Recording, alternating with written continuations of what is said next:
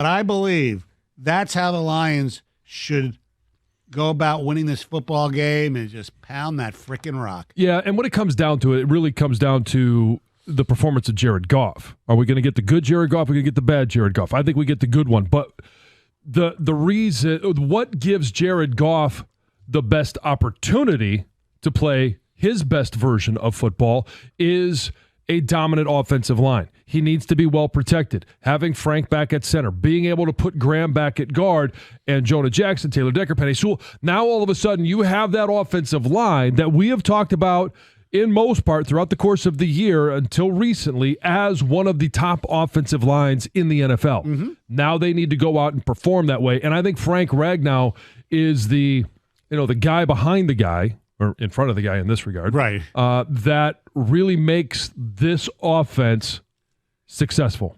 248-539-9797. The other thing, as far as running the ball, is so important. Gaining positive yardage, anything over 3 yards on first down, I think is key. Because if you're going to get into, third and, 8 and 9 all game long, that's not a good recipe. I don't care if the game's at home or not. Oh, no, you got to be able to stay ahead of the sticks. Right. If you're going to run on first down, you got to pick up a minimum of 4 yards. Right. And right now, Denver is giving up, on average, a little over 5. Correct. So you've got to use that to your advantage. Be able to, again, first down, if you're going to run the ball and set up play action pass, for a couple of series down the road, you've got to be able to pick up 4, 5, 6 yards. Put yourself at 2nd and 4. Now, you don't have to wait for a first down play action pass. On 2nd down, you can be play action. Because if you don't complete it or if something happens, you're 3rd and 4, that's manageable. Right. I don't want to be in 3rd and 8. I hate those 3rd and 8, 3rd and 7s where they, all right, you know what? We're going to go for the pass where we hope that we can get yak. And I'd say never, but it always seems like lines are always short of the change. Right. And they're not shy of running it on 3rd and 8. No, I know. But if you're gonna pass the ball on 3rd and 7 or longer, even 3rd and 6, have the guys at least run to the stick. So if you complete the pass, it's a first down. For crying out loud. D in Detroit, you're a 97, won the ticket. Stoney, Big John, what's going on, fellas? Good morning, D. Hey, man, I can't really make no prediction. Man, this is crazy, bro, because all season long, I was so confident in this team, backing them up, hyping them up. But right now, fellas, I am just caught in the middle. All I know is this, one thing.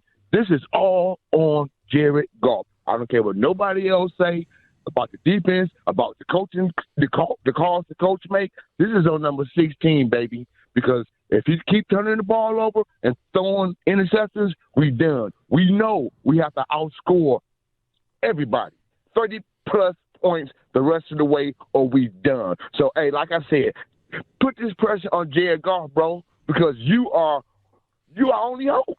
All right, let me ask you this, D. Are you confident that he can handle that pressure that you put on him, D? You put it on Goff. Can Goff go in tomorrow night at Ford Field and do his thing to his best of his ability?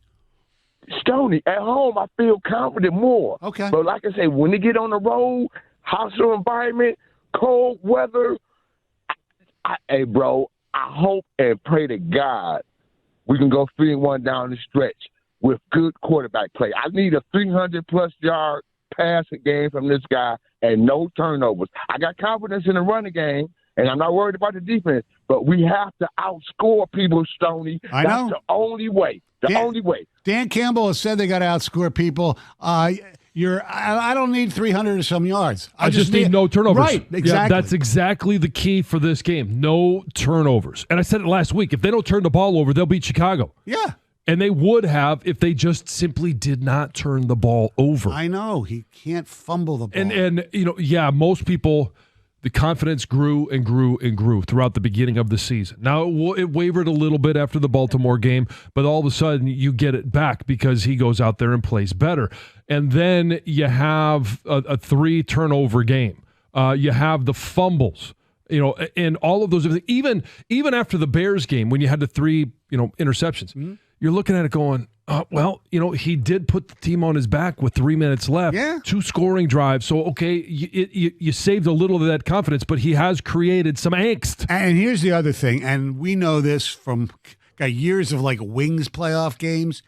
if he throws a pick early or a fumble early, and all of a sudden you hear that sound that you really don't hear of the air, the sphincters getting tightened in Ford Field, people just are, oh, man. That's a tough sound. Yeah, I know. It is. It's the sound that doesn't the exist. Tightening the sphincters. Yeah. I'm anticipating a grinder tomorrow night. Yeah, me too. I expect the Lions to show up and play one of their better games of the year, but it might not look that way scoreboard-wise or sexy-wise in terms of big plays unless they do bust a big run. Maybe this is the game that Gibbs busts a huge run or screen pass. I say pound the rock, baby. But run. You're right. It fits right into what the Broncos don't do well. What they do well is take the ball away.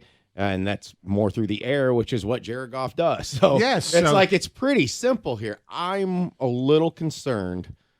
This better not be the game that Riley Patterson costs him.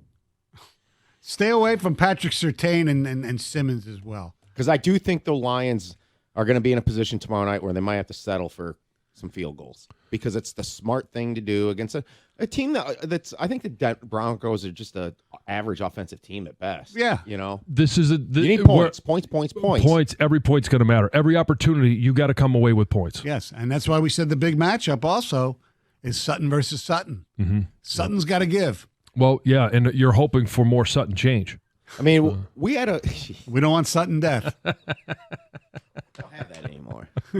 I know. No, they don't Unless have both Sutton teams score. Right, exactly. Yes. We all kind of talked about at the beginning of the year that we were a little bit concerned about the kicking situation, and he's missed a couple extra points recently. Yeah. That better not happen. No. Well, the last extra point, I think they said it was part of the snap and the hold part. I don't care. I know. And this late snap hold. Yeah, yeah. You. Thanks, Marty. All right, our telephone number. Take the win in Ford Field. 248-539-9797.